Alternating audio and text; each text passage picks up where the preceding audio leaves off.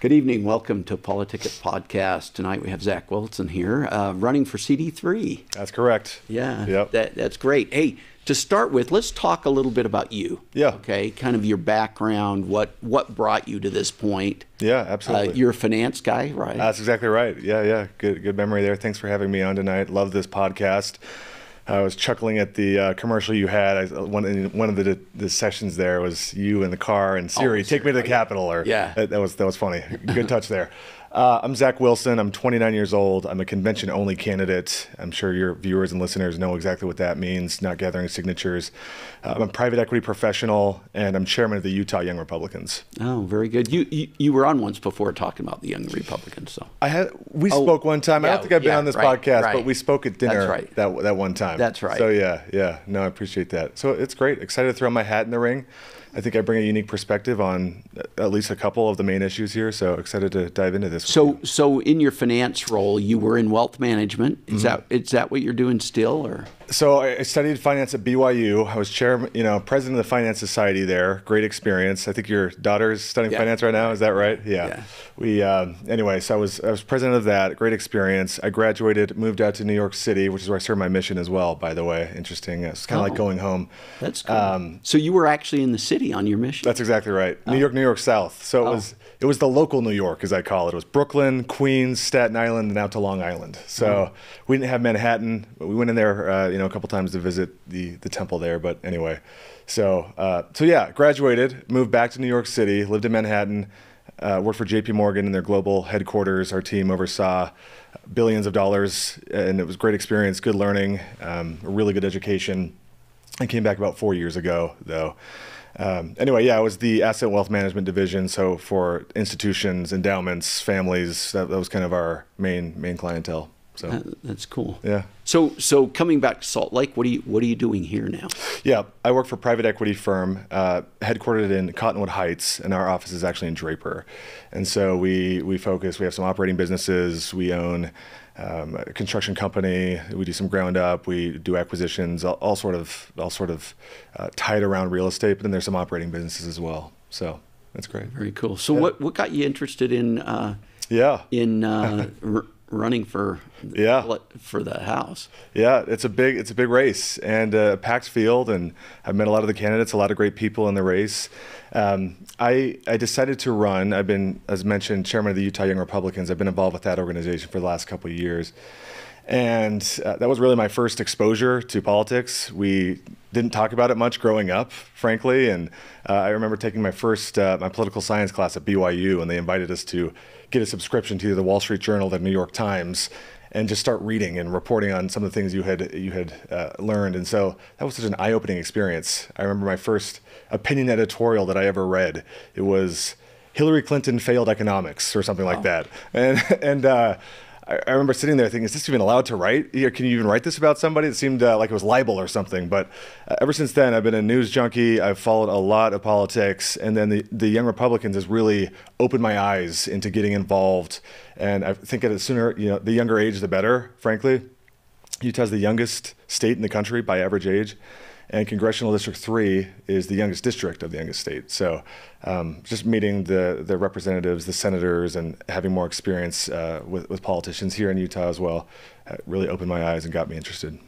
So what are your main interests in politics? Yeah. What do you think the kitchen table issues are? Yeah, absolutely. What do mom and pop at home talk about right now? Yeah, it's a great question. One of the main reasons I'm running is to rein in the disastrous spending habits in Washington, D.C.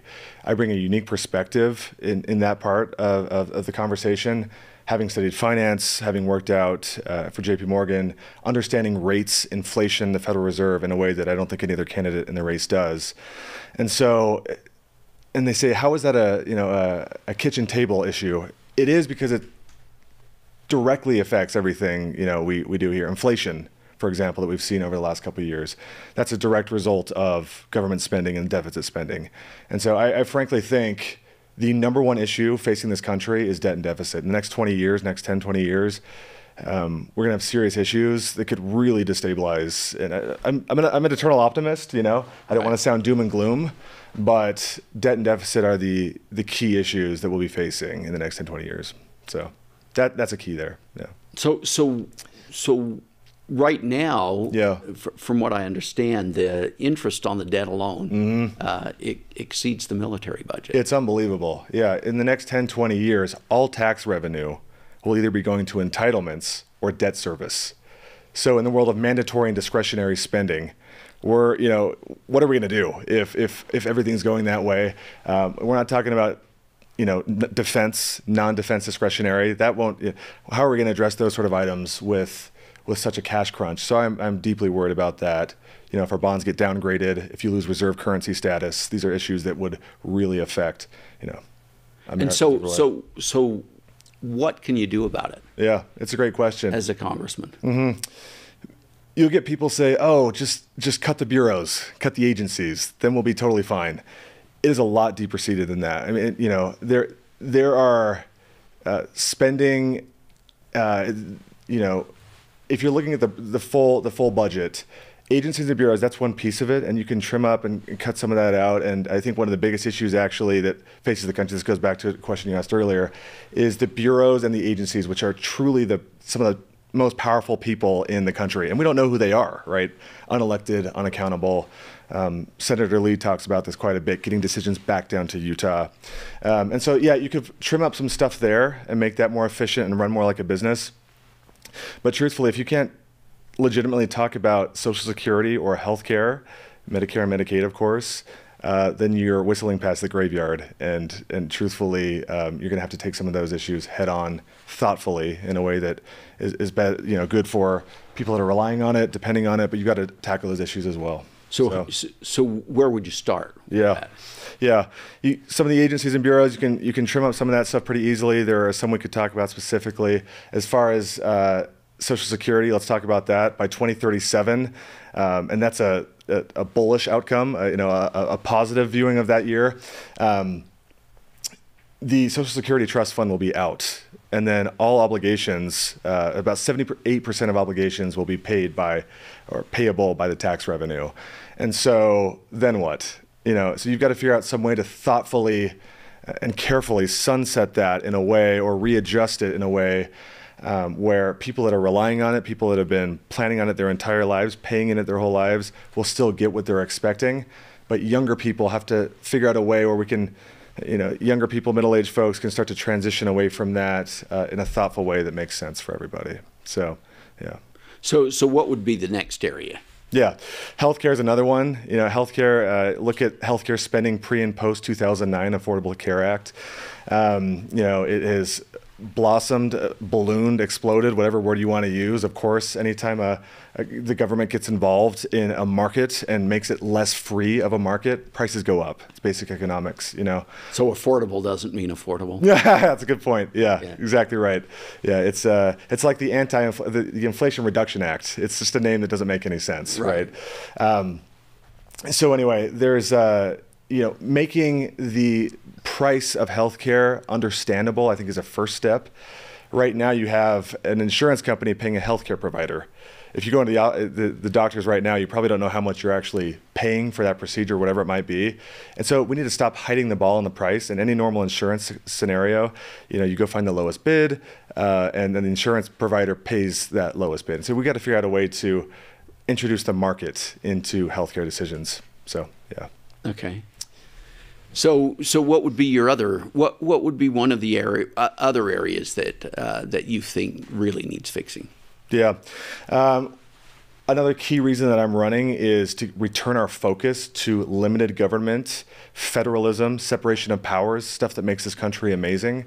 I'm kind of I don't know if nerd is the right word, but I love the founding documents, Federalist Papers, Anti-Federalist Papers, Common Sense by Thomas Paine, all these sort of things. That is the North Star and what is my rock in any political conversation is there are only a very few things that the national government should actually be handling. The border is one of them, and they are not.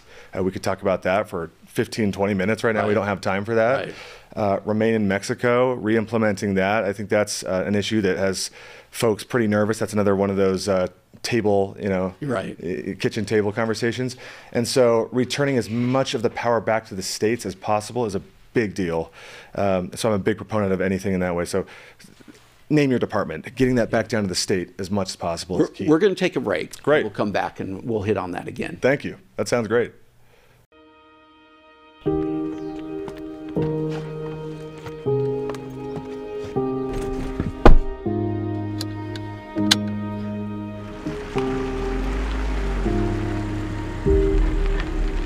Hey Siri, how do I get to the state capitol?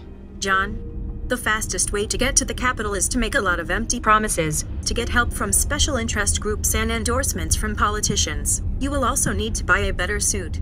That's not going to work for me, Siri. You need to find another way. John, listen to me. If you're going to win your race, you will need to play the political game. You also need to use more hairspray and buy a golden retriever. Also, a new phone case would be nice. That's enough of this.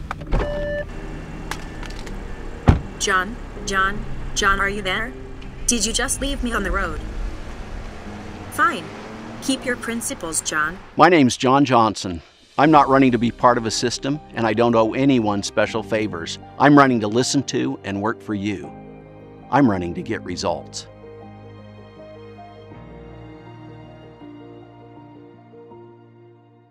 Welcome back to Politicket. We're talking to Zach Wilson, candidate for CD3. That's right. Crowded race. You're kind of the young guy there. Yeah, that's exactly right. Yeah. It's been, Utah, again, we mentioned this a little earlier, but it's the youngest state in the country by average age. And it's the people's house. Let's have some representation. I think I uniquely represent Congressional District 3.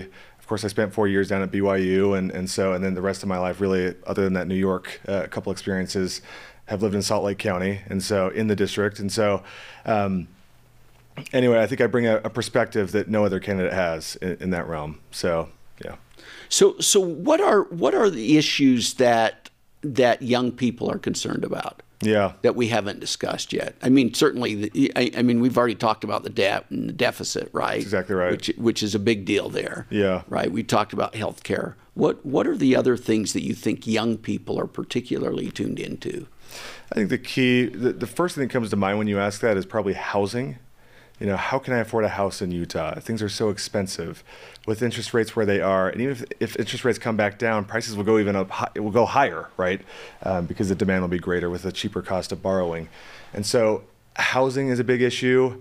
Republican or Democrat, I think people do care about water issues, environment sort of issues. John Curtis has talked about that, about bringing American energy back to America, and specifically Utah. There's no reason Utah shouldn't be energy independent right now. Uinta Basin and an energy center there. So I think I get the sense that young folks generally, unless they're pretty politically active, may not like either major party here in the United States, but they hear promises of free college or Green New Deal sorts of issues, and they're like, "What is that?" And they kind of they key in on some of those issues, and that may draw their attention that way. But I do think there is, and I am optimistic that they're in some cases waking up to the realities of the economy, of immigration, things like that. And so anyway, those are some of the key issues, I would say. Yeah, when you get out of college and get a job and Yes. make money, you start learning about how much your money goes to taxes and other things, right? That's right. I think if you look at the data, people are most progressive in their college age and then slightly after. And then when they start to settle down a little more, and if a family is introduced, if there's a house, payments, and especially those taxes. You look at your paycheck and realize that 2 or 3 months out of the year, you're actually just paying taxes if you're looking at your annual earnings. So, right. Yeah. So what would you be able to do to represent young people then? Yeah. I think Blake Moore has talked about this a bit. He ran off of a few reasons. One of those was engaging the next generation, and he does a good job. And I can say this from personal experience. He is a good advocate to the young Republicans, and he'll sit in, and I believe he goes to college campuses when he's in town. And so being a voice that's just more relatable. And again, I don't like identity politics. You shouldn't vote for me because I am young. Right. But just the fact that you should vote for me because the ideas are good, first of all. But just the fact that there's someone in his 20s running for the House of Representatives from the youngest state in the nation, by average age, of course, I think that's really compelling. I've had a lot of warm reception from people that I've told that are my age. There's a guy in my ward who's about 23 years old from my congregation back in Salt Lake, and I told him I was running for Congress. He said, U.S. or you're running for the Utah House? And I said, actually, running for the U.S. House of Representatives. He's like, I'd love to talk to you more about that. We got breakfast a few days later, and again, he's 23 years old. He said, reflecting on our conversation, I've decided that when I turn 25, I'm going to run for the Utah House. And it's cool. And so you feel this energy, this excitement from the young people. They want to get involved, I think, once they see that the issues truly do affect them. And I think being a young voice and an advocate and a relatable person, especially again in Utah, which is such a young state, I think that's really important. And the last plug there is the delegates are really resonating with that message. Right. I've just got to say, by 2028, that's the next presidential cycle, only 4 years away. 45% of Congressional District 3 will be young millennials, Gen Z, and Gen Alpha. I don't even know what Gen Alpha is, right. much less what they believe, right? And so having a young conservative voice back in DC representing Utah is a big deal. I don't think it can be understated. Yeah. Overstated. Yeah, you talked a little bit about Blake Moore. He was on here a few episodes back, and it was interesting. I wanted to have him in so he could talk about how he got the position in leadership. Yes. But the pitch about relating to the young people and bringing young people in the Republican Party was a big deal back there. Yeah, I think so. I appreciate that. And, Blake ran off of debt and deficit. That was one of his 3 key pieces there. And next thing you know, in his second term, he's on the House Ways and Means Committee. And he's also in leadership. That has never happened in the history of Utah, those 2 things. And yeah, so to have someone in an elected leadership position, that's pretty amazing. Exactly right.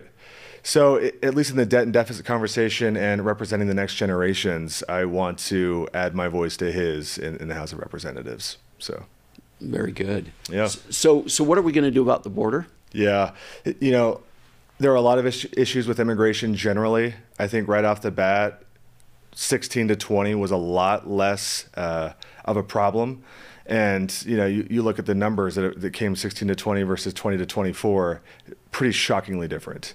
And so Remain in Mexico, the idea where you remain there and wait as you are being processed and as you figure out, asylum seeking and all that sort of stuff, that was working well, and the removal of that immediately caused a total push toward this country, a slow surge up towards the border. And again, we love legal immigration in this country. That's what it's built off, right? In a lot of ways, but you need to focus on legal in that comment. So. Yeah. Well, we're about out of time, but why don't you make a final pitch to people that are going to vote for you? I think that sounds great. And thanks again for having me on. Yeah. This has been wonderful. Yeah. So again, I'm Zach Wilson. I'm 29 years old. I'm running for Congressional District 3. I'm running for a few reasons. We need to return our government's focus to limited government, separation of powers, free enterprise. We need to rein in our disastrous spending habits in DC. It is truly bankrupting the country, and I think that'll be the #1 issue in the next 10, 20 years. Finally, I'm running to restore a sense of American idealism in young people. There is no reason why Utah shouldn't send young conservative voices back to DC. It's time to get a new conservative guard back there, and I would really appreciate your vote. Again, I'm a convention-only candidate. That's a big deal. Looking forward to meeting you on the trail, and thanks for the time. Perfect. Thank you. Appreciate it. We'll see you guys next week. Okay. That was good.